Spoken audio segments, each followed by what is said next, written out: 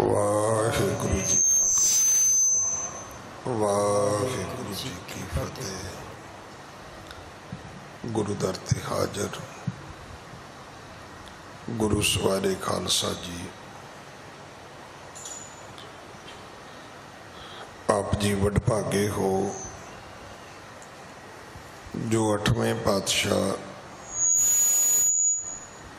ਬਾਲਾ ਪ੍ਰੀਤਮ ਸਤਿਗੁਰੂ जिस डिठे सब दुख जाए इन्हां अजमतां वडियाइयां दे मालक गुरु हरकृष्ण साहब महाराज जी दे पवित्र चरण छो प्राप्त इतिहासिक स्थान गुरुद्वारा बंगला साहब जी की यात्रा करदियां जुगो जुग अटल शतर चवर बालक धन धन धन श्री गुरु ग्रंथ साहिब पातशाह महाराज जी दे हजूर मनुखा जीवन दियां घड़ियां नूं सफला कर रहे हो। सतगुरु सारियां दी यात्रा सफल करन। हुण समा है गुरु दरबार दे निजम अनुसार गुरु इतिहास दी चल रही लड़ीवार कथा दा अपनियां मन बिरतियां इकागर करो।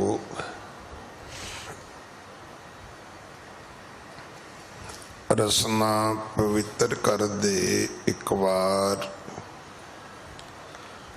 सारे उच्चारण करो जी सतनाम वाहिगुरु जी। ये इतिहास पहले पातशाह जाहर पीर जगत गुरु कल तारण आए श्री गुरु नानक देव महाराज जी का है। प्रसंग है सतगुरु जी पाक पटन आए ने। इथे बाबा फरीद जी दे स्थान ते उन्हां दे एक मुरीद शेख बराम जो इस वक्त गद्दी नशीन ने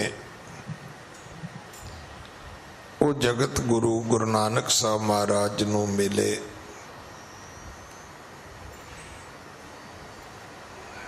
जदों उन्हां दी तसल्ली हो गई कि नानक तपा जी नानक निरंकारी जी ये रब दा सरगुण रूप ने, फिर उसने अपने भरम मिटाउण वास्ते कुछ अपने लिए ज्ञान हासिल करने वास्ते बेनतियां शुरू कीतियां। पहला रब दे घर दी गल पुछी है, फिर उसने कहा कि महाराज इस्लाम दा ये विश्वास है कि जिहड़ा अल्लाह है वो केवल काबे विच है। सतगुरु महाराज कहन लगे जानियो काबे बीच खुदाए तुम जानत हो और ना जाए। इस प्रकार तुम खोजत ताही ज्यों को वस्त होए जल माही।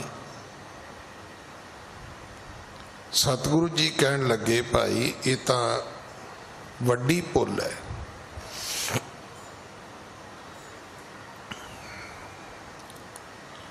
विखो ना पढ़ो तो ठीक है,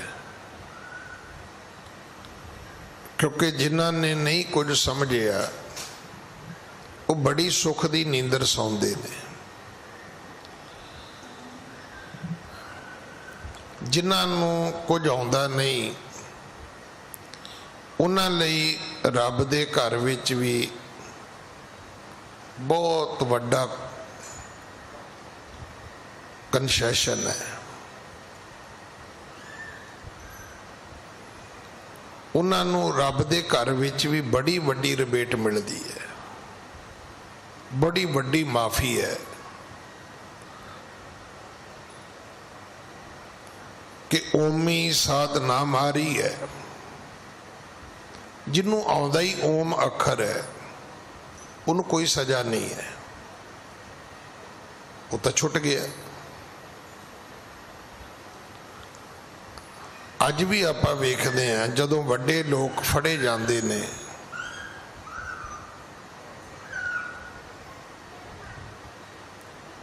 उन्हां वड्डे लोकां दे विच उन्हां दियां घर वालियां, बच्चे, नौकर जां उन्हां दियां फैक्ट्रियां दे कुछ अफसर तां फड़े जाते ने।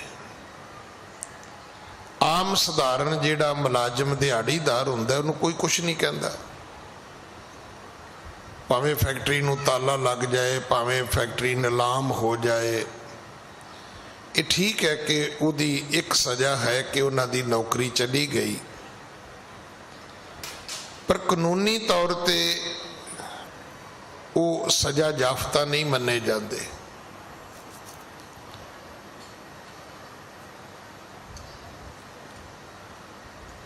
जे वो किते बहुत वड्डे क्राइम विच भी फड़े जान ते जिहड़े आम सधारण बंदे हुंदे ने वो अखीर 2-4-5 सालां बाद विचों बरी करके कढ़ दिते जाते ने।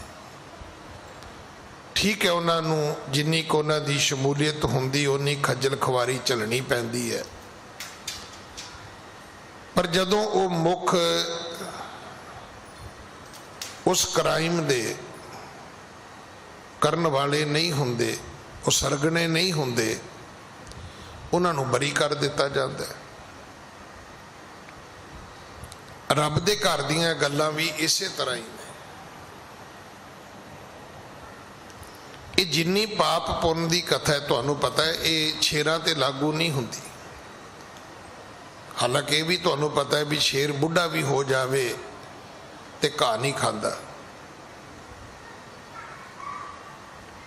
शेर बुढ़ा भी हो जावे ते घाह नहीं खाता, आटे का पेड़ा नहीं खाता, वो खाएगा मांस ही, मरनी मर जाएगा पर खाएगा मांस। तो शेर मांस खांदा है फिर उन्होंने तो बहुत वड्डा पाप लगना चाहिए। पर इत्थे जेड़े बिस्कुटां विच आंडा नहीं खांदे वो भी लोगों को कही जाने मैं शेर हाँ, भी शेर है तो फिर तू की मतलब जानवर खा लेना है, बिस्कुटां च तू आंडा नहीं खा सकता, उदा कहना मैं भी शेर हाँ। हुण तो बड़ियां गल्लां आ गईयां ने। कोई मेरे वर्गा कह रहा सी मैं शेर हाँ, कहंदा रहा तो जानवर ही ना कहंदा भी तरक्की तो ना की। कोई मेरे वर्गा कह रहा सी भी मैं शेर हाँ, वो कहंदा भाजी रह तो जानवर दे जानवर ही ना, बंदे तो अगे तो फिर भी ना तुरे तुसी। जदों कि सच है कि शेरां दियां जिहड़ियां प्रतिमा ने वो धर्म स्थानां च लाइयां जांदियां ने। एडा पापी जानवर शेर दी खल ते बह के भगती की जाती है, क्योंकि आप जी नूं शायद पता होवे शेर दी खल दे नेड़े कीड़ा नहीं आउंदा। आ कीड़ियां कीड़े मकौड़े ये शेर दी खल दे नेड़े नहीं आउंदे।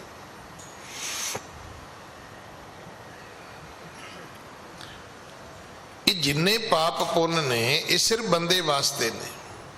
कदे सुने चिड़ी पाप करती है, कां पाप करदा है, शेर नूं भी कोई नहीं कहता वो पाप करदा है, हालांकि रोज जानवर मार के ही खांदा है। ये तो सुनिया भी शेरां दी मारियां गिदड़ खांदे ने, पर गिदड़ां दी मारियां शेर खांदे मैं तो नहीं सुनिया कदे। पर किसी नहीं कहा उसनों भी वो पापी है। क्यों? क्योंकि वो नेत दे मुताबिक है। मैनू ना कल परसों भी किसी ने सवाल किया सी, विज्ञानी जी फिर जे सारा कुछ रब ने करना है, बंदे ने की करना है? फिर बंदे का काहदा दोष है? बंदे का दोष इस करके है कि बंदे नू रब ने एक तीखण बुद्धि दी है, जिहड़ी बाकी किसी कोल नहीं है। हुण तुसीं इहदी बुद्धि दा करिश्मा वेखदे हो कि बंदे दी बुद्धि दे अगे मच्छियां जिहड़ियां ने वो पानी च अटखेलियां करदियां ने। कदे सी वर्ल्ड वेख्यो, कदे डिजनीलैंड जाण दा मौका मिले तुहानू ते तुसीं वेख्यो भी इन्नियां अटखेलियां ते पानी च बंदा नहीं कर सकदा जिन्नी वो डॉल्फिन करदी है। हुण इह किहदी करामात है? बंदे दी करामात है। सर्कस विच शेर भी बंदे अगे नचदा है, हाथी भी नचदा है। बंदे नूं इन्नी रब ने बुद्धि दिती है। ते धर्म की दुनिया च इको ही पाठ है, गुर की मत तू लेहे ए आने। ते इको ही साडी सोच है भी गुरुद्वारे जाके अकल नहीं लैनी, प्रसाद भी लेना है, समोसे भी लेने ने, ब्रैड पकौड़े भी लेने ने, पनीर पकौड़े तो लभ के लेने ने, किते राजमा छोले वरतते हुए तो लाइन च लग के लेने ने, अकल नहीं लेनी।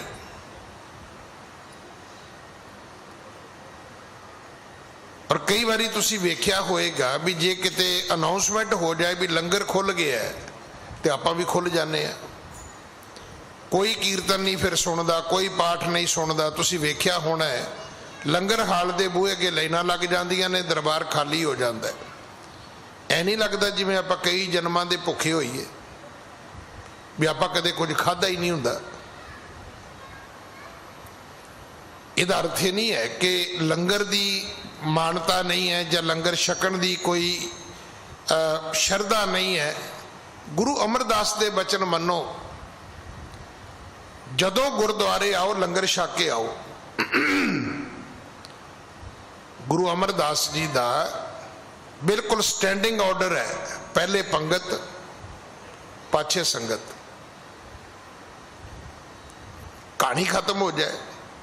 आप क्यों भजते हैं? सिर्फ इस करके भी लंगर मुक ना जाए तो खा के बवो, खा झंझड़ी खत्म हो।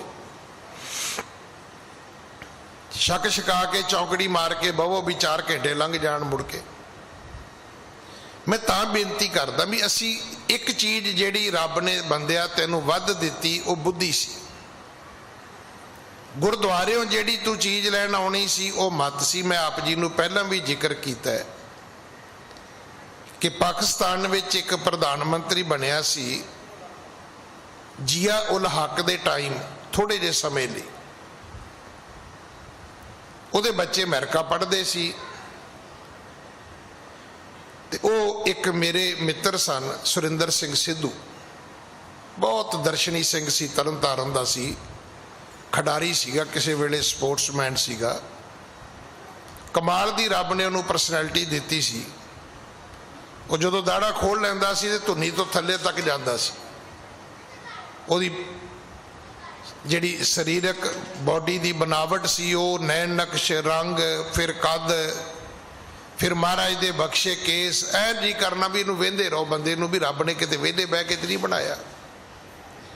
उहदे स्टोर सन सब्जी दे, फ्रूट दे। तो वो कहंदे भी मैं वेख्या बच्चे ना इत्थे बाहर शरारतां करदे ने। कहंदा मैं उन्हां बच्चों नू अपने कोल बुलाया भी कित्थों? कहंदे जी पाकिस्तान तो। मैं पूछया भी अगली गल भी कम कुम की करदे हो, पार्ट टाइम जॉब करदे हो? कहंदे जी मेरा अब्बा उत्थे प्रधानमंत्री है, मैनू जॉब की की लोड़ है। कहंदा मैं उन्हां दी चंगी क्लास लाई कि पाकिस्तान जाओ, अमेरिका च कोई किसी प्यो दा प्यो प्रधानमंत्री नहीं हुंदा। इत्थे जिहड़ी पॉकेट मनी है वो हर बंदा अपनी आप पैदा करता है। अगर मेरी गल नूं जस्टिफाई करना होवे तो अज तो बाद किसी अपने रिश्तेदार नूं अमेरिका फोन करियो, उन्होंने कहो जी बच्चे नाल गल कराओ और उन्होंने कहना कि पुत तू जिथे रहना ये घर किहदा है, वो कहेगा डैड का घर है, कदे नहीं कहेगा मेरा घर है। तेन पुछो भी तेरा घर, वो कहूगा जे तो मैं अंकल स्टडी करदा, फिर मैं जॉब करांगा, फिर मैं अपना घर लवांगा। कहते मैं उन्होंने बच्चों को इत्थों तक लै आंदा कि तुहानू काम करना चाहिए। वो कहते अंकल कित्थे काम करिए? कहता मैं क्या मेरे को ही कर लिया करो। हुण इधर का काम तो ठीक हो गया, हुण पाकिस्तान में हलचल पैदा हो गई, वो अपने प्यो तो पैसे मंगाणों हट गए, बाप नूं लग्या भी शायद पता नहीं बच्चे ही उड पुड गए, गोरियां दा मुल्क है की पता लगता है। फिर बच्चों ने सरदार जी नाल गल कराई, सरदार जी ने उन्होंने दस्या भी ये हुण बच्चे मेरे कोल काम करते हैं तो तुसीं हुण तां वरी करो ही ना।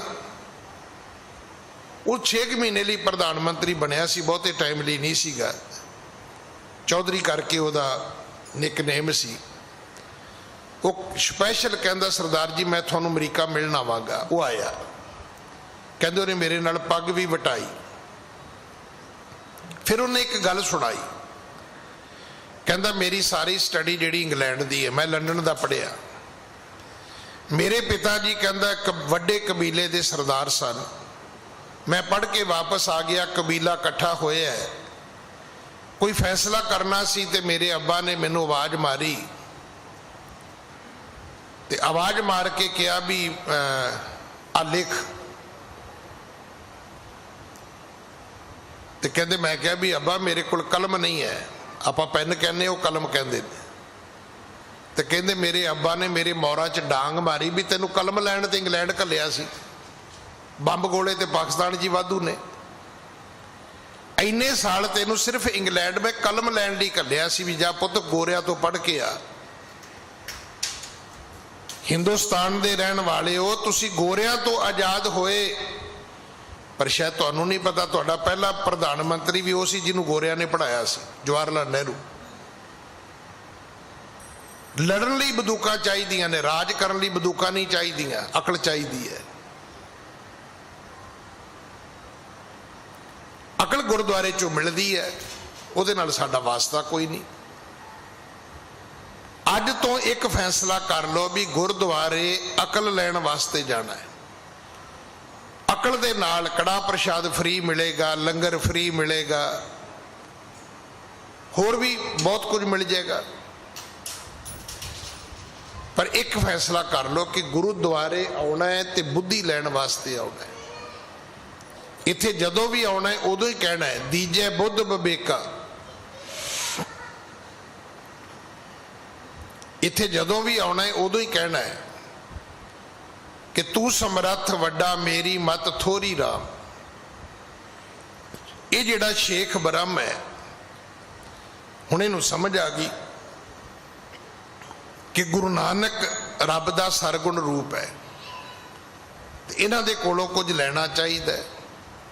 पहला उन्हें रब की दरगाह की गल की, फिर उन्हें अपने अकीदे की गल की, फिर उन्हें कहा भी जे तुसी हुक्म करो तो मैं अल्लाह नूं मिलना चाहना, तो की मैं फरीदा पाड़ पटोला धज करी कंबलड़ी पहरियो जिन्नी वेसी शौ मिले सेई वेस करियो। आख्या हे गुरु नानक कि मैं कपड़े उतार दिया,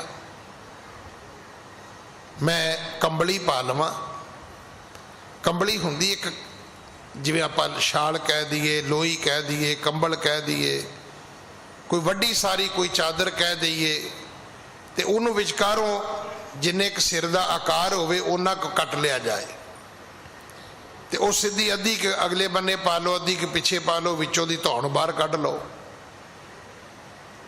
ਉਹਦਾ थोड़ा जिहा होर भी हो जाता है, इदा भी चल जाता है। फिर ਜਿਹੜੇ थोड़े जे होर ਹੁੰਦੇ ने मॉडर्न ਜਿਹੜੇ साधु ਹੁੰਦੇ ने, वो फिर की करते हैं भी 2 मोरियां होर कढ़ लेंदे ने बाਹਾਂ बाहर कढ़ण नूं, वो कफनी जी बन जाती है। इत्थों तक आपां ने कल कथा सुनी सी। कहन लगा जी जे कहो तो मैं बच्चे छड़ दियां, परिवार छड़ दियां, जे तुसी कहो तो मैं जंगल विच चला जावां। एक बारी मैं आप जी नूं अर्थ मैं तुहानूं दस दिते ने, मैं पढ़ांगा, गल तुहानूं समझ आउंदी जाएगी कि एक खुदाए जो तुम कहे हो कैसे पावो सोए। तुसी कहा भी रब एक है, ते नानक जी वो रब किवें मिलेगा। पट उतार बन जाए हों मोह कुटुंब को खोए, कि मैं कपड़े उतार दियां, अपने परिवार की मोह ममता छड्ड दियां, कि मैं जंगल विच चला जावां। खिंता कमरी की घर पावो सुत बनता को मुख ना दिखावो। मैं कोई कंबली गल विच पा लवां, मैं जाण तो पहला अपनी पत्नी नूं बच्चियां नूं मूँह भी ना विखावां कि किते मुड़ के मैनूं फिर उन्हां दा चेता आवे। जिस बिद प्यारे को होए मेला सोई कहो अनंत को पेला। मैनू दस दिओ जो जिवें रब मिलदा मैं उवें बोलांगा, मैं उवें करांगा, मैं बाकी सारियां गल्लां छड्ड दियांगा जिहड़ी कि साडे विच इक औगण है। गुरुद्वारे आउंदे तुसीं कहने हो ना भी कोई फर्क नहीं जी, पाठ कराया कोई फर्क नहीं, अरदास कराई कोई फर्क नहीं, पाठ करदा कोई फर्क नहीं, मैं गुरुद्वारे जाना कोई फर्क नहीं। फर्क पैना ही नहीं, क्योंकि तुसी डॉक्टर की दवाई खानी शुरू कर दी है। डॉक्टर की दवाई खानी शुरू कर दी है, पर शायद तुहानूं ये नहीं पता कि ये दवाई खाने की लोड़ क्यों पई, क्योंकि आप बीमार होए। आप बीमार क्यों होए, क्यों ना कोई असी उल्टी पुल्टी चीज़ खाने आ, वो छड्डी नहीं, असी वो छड्डी नहीं है। हुण वेखो ना तुसी कमरे च एसी ते ला लिया, पर जे तुसी बूहे बारियां बंद नहीं करोगे तो उत्थे की बनेगा। अज तो 8 साल पहला गर्मियां दा टाइम, इत्थे ना वड्डे वड्डे पै हुंदे सी बलोर कमर्शियल, एक इस पासे एक इस पासे। वो जदों चलदे सी ते कथा कीर्तन की लोड़ नहीं सी पैंदी। चलो मैं आया, जिन्नी कि मैनू समझ रब ने दी मैं वो बाहर कढ़े, सारे कूलर लाए, जिथे कूलर तो जगह बची उत्थे पलाई लाई। एक दिन दोपहर का वेला तो मैनू इदां लगे जिदा मेरा ना हार्ट फेल हो जाना है, बहुत मेरे जी नूं कुछ होया। मैं सेवादार नूं भजाया, मैं कहा बूहे बारियां खोल दे सारे, उपर भी खोलते। मैं एक सियाणे बंदे नूं बुलाया, मैं कहा भाजी गल की हुई है। वो कहता ज्ञानी जी ऑक्सीजन घटदी है। अज तो बाद गल तुसी भी नोट करियो, जदों तुहानूं लगे ना तुहाडा दम उखड़दा है, जदों ऑक्सीजन का लैवल घटेगा उदों तुहाडा साह जिहड़ा है ना वो औखा हो जाएगा। अब पिछले 2 साल तो सारिਆਂ ਨੂੰ पता लग गया है भी जे ऑक्सीजन घटे तो साह किद्दां लैंदा है बंदा। शायद कोई कोरोना का पेशेंट तुसीं वेख्या होवे तो मेरा ख्याल इदां दे किसी की लत्त बांह वड्डी नहीं तड़फदा जिद्दां साह लैण तो बंदा तड़फदा है। उन्हें फिर मैनू गल सुनाई, कहन लगा ज्ञानी जी उत्तों बूहे बंद, थल्लियों कूलर लाते, इधरों भी हवा अंदर, इधरों भी हवा अंदर। कहंदे एग्जास्टिंग कित्थे है? मैं कहा फिर? कहंदा उत्ते एग्जास्ट फैन लाओ। अंदर 1000 बंदा वड़िया होया है, कूलर हवा अंदर सुट रहे ने, हवा निकल नहीं रही। मैं कहा यार गल तो तेरी ठीक है, हर चीज़ की वरतों का एक तरीका है। हुण आपां की करते हैं, वो जी किसी ने कह दिता भी मैं ठीक नहीं गुरुद्वारे जाया कर, हुण गुरुद्वारे आ गया, पर उन्होंने पूछो भी तू दही भल्ले छड्ड दिते ने, वो खट्टी मिठी चटनी छड्डती है, वो टिक्की वाले तो परहेज किया थोड़ा जिहा, वो जिहड़े सवेरे उठ के तू परौंठे खांदा सी वो छड्ड दिते ने ना, छड्डिया कुछ नहीं। की कीता? एक चीज़ होर नाल जोड़ लई। जो पहला करते हैं अमूमन तुसी वेख्या होएगा कि असी दवाई शुरू करते हैं, परहेज बिल्कुल नहीं करते। जदों कि मैडिकल का सब तो वड्डा पाठ यह है वो है परहेज। अगर तुहानूं ये पता लग जाए कि तुहानूं बीमारी किस गल तो आउंदी है, ਤੁਸੀਂ ਉਹ ਛੱਡ ਦਿਓ ਤੇ ਦਵਾਈ ਦੀ ਵੀ ਲੋੜ ਨਹੀਂ ਹੈਗੀ। ਸਾਡੀ ਗਲਤੀ ਹੈ ਉਹਨੇ ਹੁਣ ਸ਼ੇਖ ਬ੍ਰਹਮ ਨੇ ਇਹੋ ਗੱਲ ਪੁੱਛੀ, ਕਹਿਣ ਲੱਗਾ ਜੀ ਮੈਨੂੰ ਹੁਕਮ ਕਰੋ ਛੱਡਣਾ ਕੀ ਹੈ, ਜੋ ਕਹੋਗੇ ਛੱਡ ਦਿਆਂਗਾ। ਦੇਖੋ ਕਿੰਨੇ ਪਿਆਰੇ ਸ਼ਬਦ ਨੇ, ਜਿਸ ਬਿਦ ਪਿਆਰੇ ਕੋ ਹੋਏ ਮੇਲਾ, ਰੱਬ ਕਿਵੇਂ ਮਿਲੇਗਾ। ਸੋਈ ਕਹੋ ਅਨੰਤ ਕੋ ਪਹਿਲਾ, ਅੱਜ ਤੋਂ ਬਾਅਦ ਉਹੀ ਕਵਾਂਗਾ, ਉਹੀ ਬੋਲਾਂਗਾ, ਉਹੀ ਪਾਠ ਕਰਾਂਗਾ, ਉਹੀ ਨਮਾਜ਼ ਪੜਾਂਗਾ। ਮੈਨੂੰ ਇੱਕ ਵਾਰੀ ਦੱਸ ਦਿਓ ਵੀ ਆਹ ਕਰਨਾ ਹੈ ਤੇ ਆਹ ਨਹੀਂ ਕਰਨਾ। ਸਾਡੀ ਗਲਤੀ, ਅਸੀਂ ਕਹਿੰਦੇ ਜੀ ਇਹ ਦੱਸ ਦਿਓ ਕਰਨਾ ਕੀ ਹੈ, ਦੱਸਤਾ। ਕੀ ਨਹੀਂ ਕਰਨਾ, ਨਹੀਂ ਨਹੀਂ ਇਹ ਨਹੀਂ। ਅਸੀਂ ਤਾਂ ਬੁਰਾਈਆਂ ਛੱਡਣ ਲਈ ਤਿਆਰ ਨਹੀਂ ਆ, ਔਗਣ ਛੱਡਣ ਲਈ ਤਿਆਰ ਨਹੀਂ ਆ। ਸਤਿਗੁਰੂ ਦੀ ਬਾਣੀ 'ਚ ਬੜਾ ਸਿੱਧਾ ਸਿੱਧਾ ਲਿਖਿਆ ਹੋਇਆ ਹੈ, ਸਤਿਗੁਰ ਸਿੱਖ ਕੇ ਬੰਧਨ ਕਾਟੇ, ਗੁਰ ਕਾ ਸਿੱਖ ਵਿਕਾਰ ਤੇ ਹਾਟੇ। ਪਰ ਸਾਡੀ ਮਰਿਆਦਾ ਕੀ ਹੈ? ਸਾਡੀ ਮਰਿਆਦਾ ਇਹ ਹੈ ਕਿ ਮੈਂ ਖਾਨੇ ਵਿੱਚ ਜਾ ਕੇ ਸ਼ਰਾਬ ਵੀ ਪੀਨੇ ਆ, ਮਸੀਤ ਵਿੱਚ ਜਾ ਕੇ ਚੰਦਾ ਵੀ ਦੇਨੇ ਆ, ਤੇ ਸੋਚਦੇ ਇਹ ਆ ਕਿ ਸ਼ੈਤਾਨ ਵੀ ਰਾਜੀ ਤੇ ਅੱਲਾ ਵੀ ਰਾਜੀ। ਹੁਣ ਦੱਸੋ ਰੱਬ ਕੀ ਕਰੇ? ਮੈਂ ਖਾਨਾ ਅਸੀਂ ਨਹੀਂ ਛੱਡਣਾ, ਮੈਨੂੰ ਖਿਮਾ ਕਰ ਦੇਣਾ। ਜਿਹੜੇ ਸ਼ਰਾਬੀ ਲੋਕ ਨੇ, ਅਗਰ ਉਹ ਈਮਾਨਦਾਰੀ ਕਰਨ ਧਰਮ ਦੀ ਦੁਨੀਆ ਦੇ ਵਿੱਚ, ਤੇ ਮੈਂ ਲਿਖ ਕੇ ਦੇ ਸਕਦਾ, ਉਹ ਜਿੰਨੇ ਦੀ ਸ਼ਰਾਬ ਪੀਂਦੇ ਨੇ ਉਹਦਾ ਦਸਵੰਧ ਵੀ ਦਾਨ ਨਹੀਂ ਜੇ ਕਰਦੇ ਹੋ। ਜਿੰਨੇ ਦੀ ਸ਼ਰਾਬ ਪੀਂਦੇ ਨੇ ਉਹਦਾ 10ਵਾਂ ਹਿੱਸਾ ਵੀ ਗੁਰਦੁਆਰੇ ਮੱਥਾ ਨਹੀਂ ਜੇ ਟੇਕਦੇ ਹੋ, ਤੇ ਫਿਰ ਕੀ ਕਰੋਗੇ ਤੁਸੀਂ? ਫਿਰ ਸ਼ੈਤਾਨ ਹੀ ਰਾਜੀ ਰਹੇਗਾ, ਅੱਲਾ ਕਿੱਥੋਂ ਰਾਜੀ ਹੋਏਗਾ? ਕਿਉਂਕਿ ਮੈਂ ਖਾਨੇ 'ਚ ਰੋਜ਼ ਜਾਣਾ ਹੈ, ਮਸੀਤ ਵਿੱਚ ਤੁਸੀਂ ਜੁਮੇ ਦੇ ਜੁਮੇ ਜਾਣਾ ਹੈ। ਮਸੀਤੇ ਤੇ ਸ਼ੁੱਕਰਵਾਰ ਹੀ ਜਾਓਗੇ ਨਾ, ਤੇ ਮੈਂ ਖਾਨੇ ਸ਼ੁੱਕਰਵਾਰ ਥੋੜਾ ਜਾਓਗੇ, ਮੈਂ ਖਾਨੇ ਤਾਂ ਰੋਜ਼ ਜਾਓਗੇ।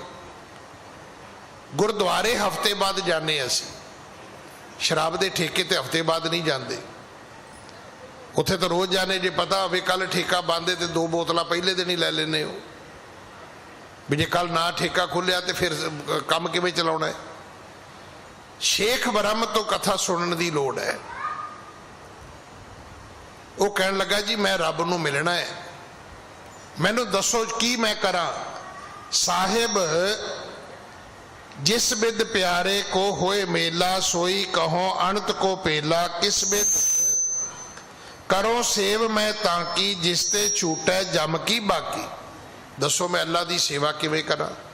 ਖਲੋ ਕੇ ਕਰਾਂ, ਬਹਿ ਕੇ ਕਰਾਂ, ਭੱਜ ਕੇ ਕਰਾਂ, ਘਰ ਛੱਡ ਕੇ ਕਰਾਂ, ਘਰ ਵਿੱਚ ਰਹਿ ਕੇ ਕਰਾਂ? ਮੈਨੂੰ ਦੱਸੋ ਸਹੀ, ਪੈਸੇ ਨਾਲ ਕਰਾਂ, ਹੱਥਾਂ ਨਾਲ ਕਰਾਂ? ਹੁਕਮ ਕਰੋ। ਚਾਹੀਦਾ ਕੀ ਹੈ? ਕਹਿੰਦੇ ਜਮਾਂ ਦੀ ਬਾਕੀ ਛੁੱਟ ਜਾਣੀ ਚਾਹੀਦੀ ਹੈ। ਇੱਕ ਡਰ ਮੇਰੇ ਜੀਵਨ ਚੋਂ ਮੁੱਕ ਜਾਣਾ ਚਾਹੀਦਾ ਵੀ ਕਦੇ ਤੈਨੂੰ ਜੰਮ ਵੀ ਪਕੜਨ ਵਾਸਤੇ ਆਉਣਗੇ। ਬਚਨ ਪੀਰ ਕੇ ਸੁਨ ਸੁਖ ਸਦਨ, ਕਹਿਓ ਸ਼ਲੋਕ ਆਪ ਸ਼੍ਰੀ ਬਦਨ। ਇੱਥੇ ਸੱਚੇ ਪਾਤਸ਼ਾਹ ਨੇ ਇੱਕ ਗੁਰਬਾਣੀ ਦਾ ਸ਼ਲੋਕ ਉਚਾਰਿਆ। ਹਾਂਜੀ। ਸ਼ਲੋਕ ਮਹੱਲਾ ਪਹਿਲਾ, ਘਰ ਹੀ ਮੁੰਦ ਵਿਦੇਸ਼ ਪਿਰ, ਨਿਤ ਝੂਰੇ ਸੰਭਾਲੇ, ਮਿਲਦਿਆਂ ਢਿੱਲ ਨਾ ਹੋਵਈ, ਜੇ ਨੀਅਤ ਰਾਸ ਕਰੇ, ਕਿਹ ਕਾਰਨ ਪੜ ਛੋੜਹੀ, ਕਾਹੇ ਤਜੋ ਆਵਾਸ। ਅੱਗੋਂ ਸਤਿਗੁਰੂ ਕਹਿਣ ਲੱਗੇ, ਸ਼ੇਖ ਅਸੀਂ ਤੈਨੂੰ ਕਦੋਂ ਕਿਹਾ ਤੂੰ ਘਰ ਛੱਡ? ਅਸੀਂ ਤਾਂ ਨਹੀਂ ਕਿਹਾ। ਅਸੀਂ ਤੈਨੂੰ ਕਦੋਂ ਕਿਹਾ ਵੀ ਤੂੰ ਕੱਪੜੇ ਨਾ ਪਾ? ਕੀ ਆਪ ਜੀ ਨੂੰ ਪਤਾ ਹੈ ਸਿੱਖ ਧਰਮ ਦੇ ਵਿੱਚ ਇਹ 2 ਚੀਜ਼ਾਂ ਬਿਲਕੁਲ ਨਹੀਂ ਹੈਗੀਆਂ ਕਿ ਰੱਬ ਨੂੰ ਮਿਲਣਾ ਹੈ ਤੇ ਕੱਪੜੇ ਨਾ ਪਾਓ ਜੀ, ਰੱਬ ਨੂੰ ਮਿਲਣਾ ਹੈ ਤੇ ਘਰ-ਬਾਰ ਛੱਡ ਦਿਓ ਜੀ। ਨਾ, ਇਹ ਸਿੱਖ ਧਰਮ ਦਾ ਸਿਧਾਂਤ ਹੀ ਨਹੀਂ ਹੈ। ਸਿੱਖ ਧਰਮ ਦਾ ਸਿਧਾਂਤ ਇਹ ਹੈ ਕਿ ਘਰ ਬੈਠਿਆਂ ਤੁਹਾਨੂੰ ਰੱਬ ਮਿਲੇਗਾ, ਹੱਸੰਦਿਆਂ, ਖਿਲੰਦਿਆਂ, ਪਹਿਨੰਦਿਆਂ, ਖਵੰਦਿਆਂ, ਵਿੱਚੇ ਹੋਵੇ ਮੁਕਤ। ਹਾਂਜੀ। ਮਿਲੈ ਆਣ ਘਰ ਕੇ ਬਿਖੈ, ਹੋਏ ਸਿਦਕ ਜੇ ਰਾਸ। ਸਤਿਗੁਰੂ ਕਹਿਣ ਲੱਗੇ, ਸ਼ੇਖ ਆਪਣੇ ਘਰ ਬਹਿ, ਤੂੰ ਅੱਲਾ ਦੇ ਘਰ ਨਹੀਂ ਜਾਣਾ, ਅੱਲਾ ਤੇਰੇ ਘਰ ਆਏਗਾ। ਅੱਲਾ ਦੇ ਘਰ ਤੇ ਸਾਰੀ ਦੁਨੀਆ ਹੀ ਜਾਂਦੀ ਹੈ। ਵੇਖੋ, ਜਿਨ੍ਹਾਂ ਨੂੰ ਅਕਲ ਹੈ ਨਾ, ਜਿਨ੍ਹਾਂ ਨੂੰ ਗਿਆਨ ਹੈ, ਜਿਨ੍ਹਾਂ ਨੂੰ ਪਤਾ ਹੈ, ਉਹ ਪਤਾ ਕੀ ਕਹਿੰਦੇ ਨੇ? ਕਹਿੰਦੇ ਭਰਾ ਜੀ ਬਿਨਾਂ ਬੁਲਾਏ ਤੇ ਰੱਬ ਦੇ ਘਰ ਵੀ ਨਹੀਂ ਜਾਣਾ। ਕੱਲੇ ਆਵੇਂ ਨਾਨਕਾ ਸੱਦੇ ਉੱਠੀ ਜਾਹੇ, ਜਿੱਦਣ ਬੁਲਾਏਗਾ ਉਦਣ ਜਾਵਾਂਗੇ। ਕਿਤੇ ਜਾਣ ਦੀ ਲੋੜ ਨਹੀਂ ਹੈ, ਤੁਹਾਡੇ ਘਰ ਰੱਬ ਆ ਕੇ ਤੁਹਾਨੂੰ ਮਿਲੇਗਾ। ਕਰਨਾ ਕੀ ਹੈ? ਕਹਿੰਦੇ ਆਪਣੀ ਨੀਅਤ ਰਾਸ ਕਰੋ। ਹੁਣ ਨੀਅਤ ਕਿਹੜੀ ਚੀਜ਼ ਹੈ? ਇਹ ਕਿੱਥੇ ਹੈ? ਅੱਖਾਂ 'ਚ, ਕੰਨਾਂ 'ਚ, ਤੁਹਾਡੀ ਜ਼ੁਬਾਨ 'ਚ ਹੈ, ਮੂੰਹ 'ਚ ਹੈ, ਹੱਥਾਂ ਪੈਰਾਂ ਵਿੱਚ ਹੈ? ਨਹੀਂ, ਕਿਤੇ ਵੀ ਨਹੀਂ ਹੈ। ਨੀਅਤ ਤੁਹਾਡੇ ਦਿਮਾਗ ਵਿੱਚ ਹੈ। ਹੁਣ ਮੈਂ ਤੁਹਾਡੇ ਤੋਂ ਉਧਾਰੇ ਪੈਸੇ ਲੈ ਰਿਹਾ, ਹੁਣ ਮੇਰੀ ਨੀਅਤ ਕੀ ਹੈ? ਵੀ ਲੈ ਲਓ ਇੱਕ ਵਾਰੀ, ਭਾਵੇਂ 10% ਤੇ ਲੈ ਲਓ, ਆਪਾਂ ਕਿਹੜਾ ਮੋੜਨੇ। ਅਗਰ ਨੀਅਤ ਇਹ ਹੈ ਕਿ ਚੀਜ਼ ਲੈ ਕੇ ਵਾਪਸ ਨਹੀਂ ਕਰਨੀ, ਇਹ ਗੱਲ ਇੱਕ ਬਹੁਤ ਵੱਡੀ ਸਾਖੀ ਹੈ। ਆਨੰਦਪੁਰ ਸਾਹਿਬ, ਜਿਹੜਾ ਪਹਾੜੀ ਰਾਜਾ ਸੀ, ਉਹਦਾ ਨਾਂ ਸੀ ਭੀਮ ਚੰਦ। ਕਹਿਲੂਰ ਦੀ ਰਿਆਸਤ ਦਾ ਰਾਜਾ ਉਹ ਸੀਗਾ। ਉਹਨੂੰ ਪਤਾ ਲੱਗਿਆ ਵੀ ਗੁਰੂ ਘਰ ਦੇ ਵਿੱਚ ਇੱਕ ਹਾਥੀ ਹੈ, ਇੱਕ ਸ਼ਮਿਆਨਾ ਹੈ, ਇੱਕ ਪੰਚ ਕਲਾ ਸ਼ਾਸਤਰ ਹੈ, ਇੱਕ ਚੌਂਕੀ ਹੈ। ਇੱਦਾਂ ਦੀਆਂ ਬੜੀਆਂ ਕੀਮਤੀ 5 ਘੋੜੇ ਨੇ, ਬੜੇ ਇਹ ਐਸੇ ਕੁਝ ਸਮਾਨ ਨੇ ਜਿਹੜੇ ਦੁਨੀਆ ਦੇ ਵਿੱਚ ਆਮ ਬੰਦਿਆਂ ਦੇ ਕੋਲ ਨਹੀਂ ਹੈਗੇ। ਉਹਨੇ ਬਹਾਨਾ ਕੀ ਮਾਰਿਆ ਕਿ ਮੇਰੇ ਪੁੱਤਰ ਦੀ ਸਗਾਈ ਹੈ, ਸ਼੍ਰੀਨਗਰ ਤੋਂ ਮੇਰੇ ਸਮਧੀ ਆਉਣੇ ਨੇ ਸਗਨ ਲੈ ਕੇ। ਇਹ ਸ਼੍ਰੀਨਗਰ ਉਹ ਕਸ਼ਮੀਰ ਵਾਲਾ ਨਹੀਂ ਹੈ। ਇਹ ਜੇ ਹੇਮਕੁੰਟ ਸਾਹਿਬ ਨੂੰ ਜਾਈਏ ਤੇ ਰਸਤੇ ਵਿੱਚ ਪੌਂਟਾ ਸਾਹਿਬ ਤੋਂ ਰਿਸ਼ੀਕੇਸ਼ ਤੋਂ ਅੱਗੇ ਹੈ। ਉਹਨੇ ਆਪਣਾ ਵਕੀਲ ਭੇਜਿਆ, ਕਹਿਣ ਲੱਗਾ ਜਾਓ ਗੁਰੂ ਗੋਬਿੰਦ ਸਿੰਘ ਮਹਾਰਾਜ ਕੋਲੋਂ ਇਹ ਚੀਜ਼ਾਂ ਮੰਗ ਲਿਆਓ, ਆਪਣੀ ਸ਼ਾਨ ਹੋਏਗੀ, ਆਪਣਾ ਟੌਰ ਹੋਏਗਾ। ਸਮਧੀਆਂ ਨੂੰ ਕੀ ਪਤਾ ਹੈ ਕਿ ਸਮਾਨ ਇਹਨਾਂ ਦਾ ਆਪਣਾ ਹੈ ਕਿ ਇਹਨਾਂ ਨੇ ਮੰਗ ਕੇ ਲਿਆਂਦਾ ਹੈ। ਗੁਰੂ ਗੋਬਿੰਦ ਸਿੰਘ ਮਹਾਰਾਜ ਨੇ ਉਹ ਚੀਜ਼ਾਂ ਦੇਣ ਤੋਂ ਮਨਾ ਕਰ ਦਿੱਤਾ। ਸਤਿਗੁਰੂ ਕਹਿਣ ਲੱਗੇ ਨਹੀਂ, ਅਸੀਂ ਨਹੀਂ ਦੇ ਸਕਦੇ। ਜਿਹੜੇ ਸਿਆਣੇ ਸਿੱਖ ਸੀ ਉਹ ਕਹਿਣ ਲੱਗੇ ਮਹਾਰਾਜ ਵਕਤ ਦਾ ਰਾਜਾ ਹੈ, ਅਸੀਂ ਉਹਦੀ ਰਿਆਸਤ ਵਿੱਚ ਰਹਿੰਦੇ ਹਾਂ, ਅਨੰਦਪੁਰ ਸਾਹਿਬ ਦੇ ਵਿੱਚ, ਨਾਰਾਜ਼ ਹੋ ਜਾਏਗਾ। ਇਹ ਬੜੀ ਪਿਆਰੀ ਕਥਾ ਹੈ। ਮਹਾਰਾਜ ਗੁੱਸੇ ਹੋ ਜਾਏਗਾ। ਸਤਿਗੁਰੂ ਕਹਿਣ ਲੱਗੇ ਭਾਈ ਉਹ ਗੁੱਸੇ ਤਾਂ ਹੋਏਗਾ। ਸਿੱਖ ਕਹਿੰਦੇ ਮਹਾਰਾਜ ਕਿਉਂ ਗੁੱਸੇ ਹੋਏਗਾ, ਜੇ ਆਪਾਂ ਦੇ ਦਿਆਂਗੇ ਤਾਂ? ਸਤਿਗੁਰੂ ਕਹਿੰਦੇ ਉਦਣ ਨਹੀਂ ਹੋਏਗਾ, ਫਿਰ ਜਿੱਦਣ ਅਸੀਂ ਮੰਗਾਂਗੇ ਉਦਣ ਹੋ ਜਾਏਗਾ। ਜਿੱਦਣ ਅਸੀਂ ਵਾਪਸ ਮੰਗਾਂਗੇ ਉਦਣ ਗੁੱਸੇ ਹੋ ਜਾਏਗਾ। ਕਿਉਂ ਮਹਾਰਾਜ, ਉਦਣ ਕਿਉਂ ਹੋਏਗਾ? ਸਤਿਗੁਰੂ ਕਹਿੰਦੇ ਉਹਦੀ ਨੀਅਤ ਠੀਕ ਨਹੀਂ ਹੈ। ਉਹ ਮੰਗ ਰਿਹਾ ਹੈ ਆਪਣੇ ਬੱਚੇ ਦੇ, ਮੁੰਡੇ ਦੇ ਸਗਨ ਦੇ ਬਹਾਨੇ ਕਿ ਫੰਕਸ਼ਨ ਹੈ ਜੀ ਦੇ ਦਿਓ, ਪਰ ਨੀਅਤ ਉਹਦੀ ਹੈ ਵੀ ਉਹਨੇ ਚੀਜ਼ਾਂ ਵਾਪਸ ਨਹੀਂ ਜੇ ਕਰਨੀਆਂ। ਮਹਾਰਾਜ ਨਾਰਾਜ਼ ਹੋਏਗਾ। ਸਤਿਗੁਰੂ ਕਹਿੰਦੇ ਨਾਰਾਜ਼ ਤਾਂ ਉਦਣ ਵੀ ਹੋਏਗਾ ਜਿੱਦਣ ਅਸੀਂ ਵਾਪਸ ਮੰਗਾਂਗੇ। ਕਹਿਣ ਲੱਗੇ ਮਹਾਰਾਜ ਫਿਰ ਜੇ ਉਹ ਨਾ ਦਿੱਤੀਆਂ ਨਾਰਾਜ਼ ਹੋਏਗਾ ਤੇ ਜੰਗ ਹੋਏਗਾ। ਸਤਿਗੁਰੂ ਕਹਿੰਦੇ ਜੰਗ ਵੀ ਹੋਏਗਾ। ਅੱਜ ਇਸ ਕਰਕੇ ਹੋਏਗਾ ਵੀ ਅਸੀਂ ਚੀਜ਼ਾਂ ਨਹੀਂ ਦਿੱਤੀਆਂ, ਫਿਰ ਇਸ ਕਰਕੇ ਹੋਏਗਾ ਵੀ ਸਾਨੂੰ ਲੈਣੀਆਂ ਪੈਣੀਆਂ ਨੇ। ਹੁਣ ਉਹ ਲੜੇਗਾ, ਫਿਰ ਅਸੀਂ ਲੜਾਂਗੇ। ਇਸ ਕਰਕੇ ਭਾਈ ਜੰਗ ਤੇ ਹੋਣਾ ਹੀ ਹੈ, ਘੱਟੋ ਘੱਟ ਚੀਜ਼ਾਂ ਤੇ ਬਚਾ ਲਓ। ਅੱਜ ਵੀ ਤੁਸੀਂ ਵੇਖੋ, ਜਦੋਂ ਤੁਹਾਡੇ ਰਿਸ਼ਤੇਦਾਰ ਭੈਣ ਭਰਾ ਪੈਸੇ ਮੰਗਣ ਆਉਂਦੇ ਨੇ ਨਾ, ਜਿਹੜੇ ਸਿਆਣੇ ਬੰਦੇ ਹੁੰਦੇ ਨੇ ਉਹ ਕੀ ਕਰਦੇ ਨੇ, ਥੋੜਾ ਬਹੁਤਾ ਦੇ ਕੇ ਤੋਰ ਦਿੰਦੇ ਨੇ। ਉਹ ਸਾਰੇ ਨਹੀਂ ਦਿੰਦੇ। ਤੇ ਘਰ ਵਿੱਚ ਵੀ ਗੱਲ ਚੱਲਦੀ ਹੈ, ਨਹੀਂ ਪਾਪਾ ਅੰਕਲ ਗੁੱਸਾ ਕਰਨਗੇ। ਉਹ ਕਹਿੰਦਾ ਪੁੱਤਰ ਗੁੱਸਾ ਤੇ ਨੇ ਅੱਜ ਵੀ ਕਰਨਾ ਹੈ, ਤੇ ਜਿੱਦਣ ਅਸੀਂ ਮੰਗੇ ਉਦਣ ਵੀ ਕਰਨਾ ਹੈ। ਤੇ ਚਲੋ ਅੰਕਲ ਨੇ ਗੁੱਸੇ ਤੇ ਹੋਣਾ ਹੀ ਹੈ, ਪੈਸੇ ਤੇ ਬਚਾ ਲਓ। ਇਹ ਨਾ ਹੋਵੇ ਪੱਲਿਓ ਪੈਸੇ ਦੇ ਦਿਓ ਤੇ ਅੱਗੋਂ ਰਿਸ਼ਤੇਦਾਰੀ ਖਤਮ ਕਰ ਲਓ। ਤੋ ਇਸ ਕਥਾ ਦੇ ਵਿੱਚ ਆਉਂਦਾ ਹੈ, ਸਤਿਗੁਰੂ ਮਹਾਰਾਜ ਕਹਿਣ ਲੱਗੇ ਨੀਅਤ ਰਾਸ ਕਰੋ। ਧਰਮ ਦੀ ਦੁਨੀਆ ਵਿੱਚ ਕੋਈ ਨਹੀਂ ਪੁੱਛਦਾ ਤੁਸੀਂ ਕਿੱਡਾ ਸਿਹਰਾ ਚੁੱਕ ਕੇ ਲਿਆਉਂਦੇ ਹੋ, ਕਿੱਡਾ ਵੱਡਾ ਰੁਮਾਲਾ ਚੁੱਕ ਕੇ ਲਿਆਉਂਦੇ ਹੋ, ਤੁਸੀਂ ਕਿੰਨਾ ਚਿਰ ਰਹਿ ਕਰਕੇ ਅਰਦਾਸ ਕਰਦੇ ਹੋ। ਕਈਆਂ ਨੇ ਦੋਵੇਂ ਬਾਹਾਂ ਤਾਂ ਚੁੱਕੀਆਂ ਹੁੰਦੀਆਂ ਨੇ, ਕਈ ਆਪਣਾ ਝੱਗਾ ਹੀ ਚੁੱਕ ਲੈਂਦੇ ਨੇ। ਇੱਕ ਝੱਗਾ ਛੋਟਾ ਹੁੰਦਾ, ਇੱਕ ਪੇਟ ਵੱਡਾ ਹੁੰਦਾ, ਕੋਈ ਨਹੀਂ ਪੁੱਛਦਾ। ਸਿਰਫ ਗੱਲ ਇੰਨੀ ਹੈ ਕਿ ਕੀ ਤੁਹਾਡੇ ਮਨ ਵਿੱਚ ਬੇਈਮਾਨੀ ਤਾਂ ਨਹੀਂ। ਅਗਰ ਤੁਹਾਡਾ ਹਿਰਦਾ ਸ਼ੁੱਧ ਹੈ ਤੇ ਇਹ ਚੇਤਾ ਰੱਖਣਾ, ਤੁਹਾਡਾ ਹਰ ਅਕੀਦਾ ਪ੍ਰਵਾਨ ਹੈ, ਹਰ ਮੱਥਾ ਟੇਕਣਾ ਮੁਬਾਰਕ ਹੈ, ਹਰ ਭੇਟਾ ਮੁਬਾਰਕ ਹੈ। ਬਹੁਤੀ ਭੇਟਾ ਦੀ ਲੋੜ ਨਹੀਂ ਹੈ, ਕਿਉਂਕਿ ਗੁਰੂ ਨੇ ਫੈਸਲਾ ਕਰ ਦਿੱਤਾ ਦਸਵੰਧ ਦੇਣਾ। ਜਿਹੜਾ ਵੱਧ ਦਿੰਦਾ ਹੈ ਉਹ ਖੁਸ਼ੀ ਲੈਂਦਾ ਹੈ, ਜਿਹੜਾ ਘੱਟ ਦਿੰਦਾ ਹੈ ਉਹ ਇਸ ਗੱਲ ਦੇ ਵਿੱਚ ਦੇਣਦਾਰ ਹੈ ਗੁਰੂ ਦਾ। ਦਸਵੰਧ ਤਾਂ ਹਰ ਇੱਕ ਨੇ ਦੇਣਾ ਹੀ ਦੇਣਾ ਹੈ। ਤੋ ਇਹਦੇ ਲਈ ਜਦੋਂ ਸਤਿਗੁਰੂ ਜੀ ਕਹਿਣ ਲੱਗੇ ਸ਼ੇਖ ਬ੍ਰਹਮ ਨੂੰ ਵੀ ਘਰ ਛੱਡਣ ਦੀ ਤੇ ਕੱਪੜੇ ਨਾ ਪਾਉਣ ਦੀ ਕੀ ਲੋੜ ਹੈ, ਸ਼ੇਖ ਜੀ ਘਰ ਬਵੋ, ਨੀਅਤ ਕਰੋ ਰਾਸ, ਤੁਸੀਂ ਬਾਹਰ ਨਹੀਂ ਜਾਣਾ, ਅੱਲਾਹ ਤਾਲਾ ਤੁਹਾਡੇ ਘਰ ਆਏਗਾ। ਹਾਂਜੀ। ਮਿਲੈ ਆਣ ਘਰ ਕੇ ਬਿਖੈ ਹੋਏ ਸਿਦਕ ਜੇ ਰਾਸ। ਜੇ ਸਿਦਕ ਹੋਏਗਾ, ਭਰੋਸਾ ਹੋਏਗਾ, ਅਕੀਦਾ ਹੋਏਗਾ, ਨੀਅਤ ਰਾਸ ਹੋਏਗੀ ਤੇ ਰੱਬ ਘਰ ਆ ਕੇ ਮਿਲੇਗਾ। ਹਾਂਜੀ। ਸੁਨੋ ਸ਼ੇਖ ਔਰਤ ਘਰ ਹੋਏ ਗਇਓ ਬਦੇਸ਼ ਕੰਤ ਹੈ ਜੋਏ। ਹੁਣ ਇੱਥੇ ਮੈਂ ਕੱਲ ਬੇਨਤੀ ਕੀਤੀ ਸੀ ਵੀ ਇਹਨੂੰ ਧਿਆਨ ਨਾਲ ਸੁਣਿਓ। ਸਤਿਗੁਰੂ ਜੀ ਨੇ ਉਦਾਹਰਨ ਕੀ ਦਿੱਤੀ ਹੈ।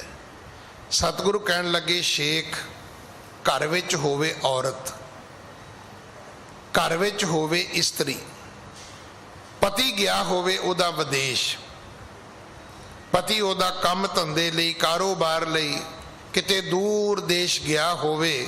ਹਾਂਜੀ।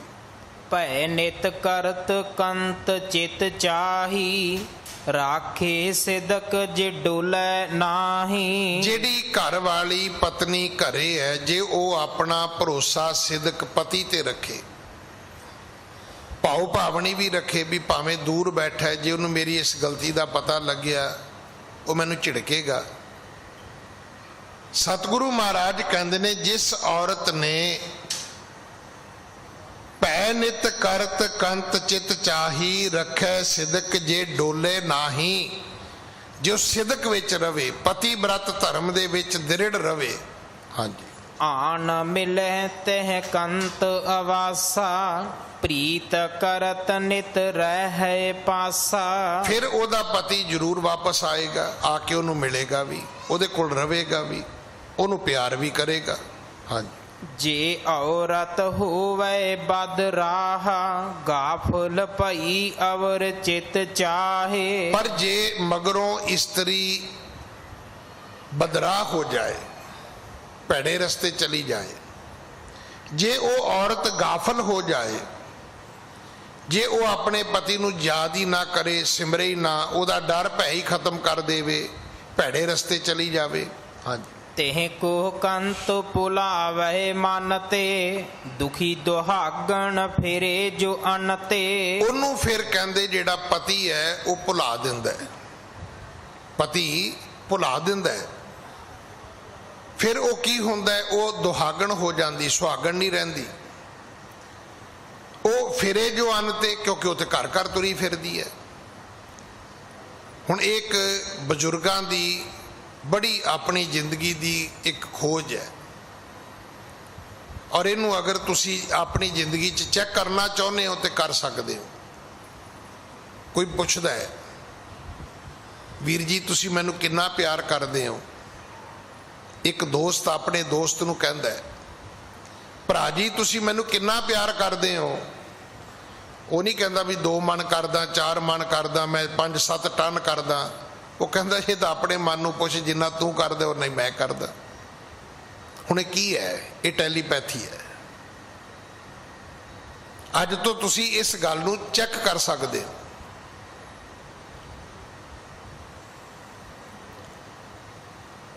ਦੇਖੋ ਸਾਡੇ 'ਚ ਜਿਹੜੀ ਨਿੱਛ ਹੈ ਨਾ, ਸਾਡੇ ਬਜ਼ੁਰਗਾਂ ਦੇ ਵਕਤ ਦੀ ਇੱਕ ਬੜੀ ਪਿਆਰੀ ਇੱਕ ਐਸੀ ਇੰਡੀਕੇਸ਼ਨ ਹੈ, ਜਿਵੇਂ ਨਿੱਛ ਮਾਰੀ ਤੇ ਪਹਿਲਾਂ ਬਜ਼ੁਰਗ ਪੁੱਛਦੇ ਹੁੰਦੇ ਸੀ, ਬਈ ਕਿੰਨੇ ਯਾਦ ਕੀਤਾ ਬਈ? ਉਹਨੂੰ ਪਤਾ ਹੁੰਦਾ ਸੀ ਮੈਨੂੰ ਕੌਣ ਯਾਦ ਕਰਦਾ, ਉਹਨੂੰ ਪਤਾ ਹੁੰਦਾ ਸੀ। ਇਹ ਠੀਕ ਹੈ ਕਿ ਬਹੁਤੀਆਂ ਨਿੱਛਾਂ ਹੋਣ ਤੇ ਉਹਨੂੰ ਇੱਕ ਬਿਮਾਰੀ ਦਾ ਇੱਕ ਲੱਛਣ ਮੰਨਿਆ ਜਾਂਦਾ ਹੈ। ਫਿਰ ਇਹ ਗੱਲ ਅੰਧ ਵਿਸ਼ਵਾਸ ਵਿੱਚ ਚਲੀ ਗਈ ਕਿ ਜੇ ਕਿਸੇ ਨੇ ਨਿੱਛ ਮਾਰੀ ਤਾਂ ਅਸੀਂ ਉਹਨੂੰ ਝਿੜਕ ਦਿੱਤਾ। ਪਰ ਕਿਤੇ ਨਾ ਕਿਤੇ ਅੱਜ ਵੀ ਇਹ ਗੱਲ ਜਿਹੜੀ ਹੈ, ਸਭ ਤੋਂ ਪਹਿਲੀ ਗੱਲ ਇਹੋ ਹੀ ਮੰਨੀ ਜਾਂਦੀ ਹੈ ਕਿ ਜਦੋਂ ਤੁਹਾਨੂੰ ਨਿੱਛ ਆਵੇ, ਤੁਹਾਨੂੰ ਲੱਗਦਾ ਮੈਨੂੰ ਕਿਸੇ ਨੇ ਯਾਦ ਕੀਤਾ ਹੈ, ਮੈਨੂੰ ਕੋਈ ਨਾ ਕੋਈ ਯਾਦ ਕਰਦਾ, ਫਿਰ ਤੁਹਾਨੂੰ ਖੁਦ ਵੀ ਮਹਿਸੂਸ ਹੁੰਦਾ ਹੈ। ਔਰ ਚਲੋ ਇੱਦਾਂ ਨਾ ਕਰੋ ਤੁਸੀਂ। ਇੱਕ ਗੱਲ ਤਾਂ ਇੱਥੇ ਬੈਠੇ ਬੈਠੇ ਤੁਹਾਨੂੰ ਲੱਗੇਗਾ, ਕਈ ਵਾਰੀ ਤੁਸੀਂ ਕਿਸੇ ਆਪਣੇ ਪਿਆਰ ਵਾਲੇ ਨੂੰ ਟੈਲੀਫੋਨ ਕਰਨ ਲੱਗਦੇ ਹੋ, ਫਿਰ ਕੋਈ ਗੱਲ ਹੋਰ ਲੱਗ ਗਈ, ਫਿਰ ਫੋਨ ਚੁੱਕਿਆ, ਤੁਸੀਂ ਫੋਨ ਕਰਨ ਲੱਗੇ, ਫਿਰ ਧਿਆਨ ਹੋਰ ਪਾਸੇ ਚਲਾ ਗਿਆ, ਫਿਰ ਟੈਲੀਫੋਨ ਚੁੱਕਿਆ, ਇਧਰੋਂ ਤੁਸੀਂ ਨੰਬਰ ਡਾਇਲ ਕੀਤਾ, ਉਧਰੋਂ ਬੈਲ ਆ ਗਈ। ਤੁਸੀਂ ਕਿਹਾ ਭਰਾ ਜੀ ਕਮਾਲ ਕੀਤੀ ਤੁਸੀਂ, ਮੈਂ ਤੁਹਾਨੂੰ ਨੰਬਰ ਡਾਇਲ ਕਰ ਰਿਹਾ, ਤੁਸੀਂ ਮੈਨੂੰ ਬੈਲ ਮਾਰ ਦਿੱਤੀ ਹੈ। ਉਹ ਕਹਿੰਦਾ ਮੈਨੂੰ ਤਾਂ ਅੱਧਾ ਘੰਟਾ ਹੋ ਗਿਆ। ਉਹ ਕਹਿੰਦਾ ਅੱਧਾ ਘੰਟਾ ਤੇ ਮੈਨੂੰ ਵੀ ਹੋ ਗਿਆ। ਵੇਖੋ ਕੁਦਰਤ ਨੇ ਨਾ ਇਹ ਤਾਰਾਂ ਪ੍ਰਕਿਰਤੀ ਵਿੱਚ ਵਛਾਈਆਂ ਹੋਈਆਂ ਨੇ। ਅੱਗੇ ਤੋਂ ਤੁਸੀਂ ਨੋਟ ਕਰਿਓ, ਸਿਰਫ ਗੱਲ ਕਿੰਨੀ ਹੈ, ਗੁਰਦੁਆਰੇ ਆ ਕੇ ਮੈਂ ਤੇ ਰੋਜ਼ ਬੇਨਤੀ ਕਰਦਾ, ਕੁਛ ਨਾ ਕਰੋ, ਨਹੀਂ ਆਉਂਦੀ ਮੈਡੀਟੇਸ਼ਨ ਨਾ ਕਰੋ, ਚਿੰਤਨ ਕਰਨਾ ਜ਼ਰੂਰ ਸਿੱਖੋ। ਜਿਵੇਂ ਮੈਂ ਬੈਠਾ, ਕੋਈ ਆਇਆ ਬੰਦਾ ਮੇਰੀ ਬੇਇੱਜ਼ਤੀ ਕਰਕੇ ਚਲਾ ਗਿਆ, ਠੀਕ ਹੈ, ਮੈਂ ਭਲਾ ਹੋਵਾਂਗਾ, ਚੁੱਪ ਕਰ ਜਾਵਾਂਗਾ, ਥੋੜਾ ਜਿਹਾ ਮੈਂ ਗੁੱਸੇ 'ਚ ਹੋਵਾਂਗਾ, ਮੈਂ ਵੀ ਜਵਾਬ ਦਿਆਂਗਾ। ਪਰ ਉਸ ਸਾਰੀ ਘਟਨਾ ਤੋਂ ਬਾਅਦ ਇੱਕ ਗੱਲ ਜ਼ਰੂਰ ਸੋਚੋ, ਇਹ ਗੱਲ ਕਿਉਂ ਹੋਈ ਹੈ, ਇਹਨੇ ਅੱਜ ਮੈਨੂੰ ਇਸ ਤਰ੍ਹਾਂ ਕਿਉਂ ਬੋਲਿਆ ਹੈ? ਮੈਂ ਤੈਨੂੰ ਜਾਣਦਾ ਵੀ ਨਹੀਂ। ਪਰ ਇਹ ਨਾ ਵੀ ਬੋਲਦਾ ਕੰਮ ਤਾਂ ਵੀ ਚੱਲ ਜਾਣਾ ਸੀ। ਫਿਰ ਤੁਹਾਨੂੰ ਲੱਗੇਗਾ ਵੀ ਕਿਤੇ ਨਾ ਕਿਤੇ ਤੁਹਾਡਾ ਕਸੂਰ ਸੀ, ਅੱਜ ਰੱਬ ਨੇ ਤੁਹਾਡੇ ਖਾਤੇ 'ਚ ਬੇਇੱਜ਼ਤੀ ਪਾਈ ਸੀ ਤੇ ਤੁਹਾਡੀ ਹੋ ਕੇ ਰਹਿਣੀ ਸੀ।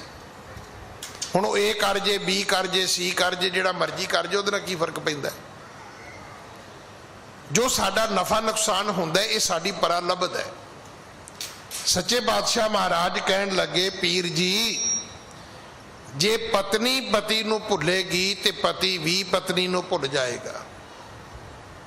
ਉਹੀ ਪਤੀ ਜਿਹੜਾ ਜਦੋਂ ਛੁੱਟੀ ਮਿਲੇ ਘਰ ਦੌੜਦਾ ਹੈ, ਜੇ ਪਤਨੀ ਬਦਰਾ ਹੋ ਗਈ ਉਹ ਘਰ ਵਾਪਸ ਆਉਣਾ ਛੱਡ ਦੇਵੇਗਾ। ਉਹਨੂੰ ਖੁਦ ਮਹਿਸੂਸ ਹੋਏਗਾ ਵੀ ਮੈਨੂੰ ਕਿਹੜਾ ਉੱਥੇ ਕੋਈ ਯਾਦ ਕਰਦਾ, ਮੈਨੂੰ ਕਿਹੜਾ ਕੋਈ ਘਰ ਵਿੱਚ ਉਡੀਕਦਾ, ਮੈਂ ਭੱਜ ਕੇ ਉੱਥੇ ਕਾਹਦੇ ਲਈ ਜਾਣਾ। ਹਾਂਜੀ, ਸੁਨ ਆਸ ਬਚਨ ਸ਼ੇਖ ਸੁਖ ਪਾਏ, ਬੂਝੀ ਬਹੁਰੋ ਖਬਰ ਖੁਦਾਏ। ਪੀਰ ਨੂੰ ਗੱਲ ਸਮਝ ਆ ਗਈ ਕਿ ਰੱਬ ਦਾ ਤੇ ਭਗਤ ਦਾ ਰਿਸ਼ਤਾ ਤੇ ਉਵੇਂ ਹੀ ਹੈ ਜਿਵੇਂ ਪਤੀ ਪਤਨੀ ਦਾ ਰਿਸ਼ਤਾ ਹੈ। ਜਿਹੜੀ ਬਹੁਤੀ ਗੁਰਬਾਣੀ ਹੈ ਉਹ ਉਚਾਰਣੀ ਇਸੇ ਤਰ੍ਹਾਂ ਕੀਤੀ ਗਈ ਹੈ ਕਿ ਅਸੀਂ ਇਸਤਰੀ ਹਾਂ, ਰੱਬ ਸਾਡਾ ਪਤੀ ਪਰਮਾਤਮਾ ਹੈ। ਔਰ ਇਹਨੂੰ ਦੁਨਿਆਵੀ ਜ਼ਿੰਦਗੀ ਦੇ ਵਿੱਚ ਨੇੜੇ ਹੋ ਕੇ ਬਹੁਤ ਕੁਝ ਤੁਸੀਂ ਇਹਨੂੰ ਸਮਝ ਸਕਦੇ ਹੋ। ਹੁਣ ਇੱਥੇ ਜਿਹੜਾ ਪੀਰ ਸੀ ਸ਼ੇਖ ਬ੍ਰਹਮ, ਉਹਦੀ ਤਸੱਲੀ ਹੋ ਗਈ ਵੀ ਨਾ ਘਰ ਛੱਡਣ ਦੀ ਲੋੜ ਹੈ, ਨਾ ਕੱਪੜੇ ਪਾਉਣੇ ਛੱਡਣ ਦੀ ਲੋੜ ਹੈ, ਰੱਬ ਨੂੰ ਅੱਲਾ ਨੂੰ ਪਿਆਰ ਕਰਨ ਦੀ ਲੋੜ ਹੈ, ਨੀਅਤ ਰਾਸ ਕਰਨ ਦੀ ਲੋੜ ਹੈ, ਕਿਉਂਕਿ ਰੱਬ ਬੇਈਮਾਨੀ ਨੂੰ ਲਾਇਕ ਨਹੀਂ ਕਰਦਾ। ਰੱਬ ਕੀ ਚਾਹੁੰਦਾ? ਰੱਬ ਚਾਹੁੰਦਾ ਇਮਾਨਦਾਰੀ। ਹੁਣ ਉਹ ਇਮਾਨਦਾਰੀ ਜਿਹੜੀ ਸ਼ਾਇਦ ਸਾਡੇ ਮੁਲਕ 'ਚ ਹੀ ਹੈ ਨਹੀਂ। ਹੁਣ ਤਾਂ ਹਾਲਾਤ ਇਹ ਬਣ ਗਏ ਕਿ ਦੁਨੀਆ ਦੇ ਬੇਈਮਾਨ ਮੁਲਕਾਂ ਦੇ ਵਿੱਚ ਇੱਕ ਇੰਡੀਆ ਹੈ। ਇਹਦਾ ਅਰਥ ਨਹੀਂ ਕਿ ਸਾਰੀ ਦੁਨੀਆ ਬੇਈਮਾਨ ਹੋ ਗਈ ਹੈ, ਪਰ ਇਹਦਾ ਅਰਥ ਇਹ ਹੈ ਕਿ ਇਹ 50% ਤੋਂ ਵੱਧ ਚੁੱਕੀ ਹੈ। ਜਿਹੜੀ ਚੀਜ਼ ਅੱਧ ਤੋਂ ਵੱਧ ਜਾਏ ਉਹ ਮੰਨ ਲਿਆ ਜਾਂਦਾ ਵੀ ਹੁਣ ਸਾਰਿਆਂ 'ਚ ਆ ਗਈ ਹੈ। ਜਿਵੇਂ ਪਿੱਛੇ ਕਰੋਨਾ ਆਇਆ, ਕਰੋਨਾ ਸਾਰਿਆਂ ਨੂੰ ਥੋੜਾ ਹੋਇਆ।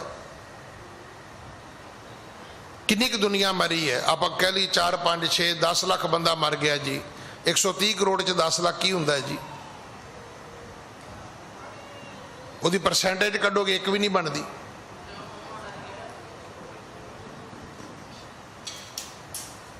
ਔਰ 130 ਲੱਖ ਮਰਦੇ ਤੇ 1% ਮਰਨਾ ਸੀ।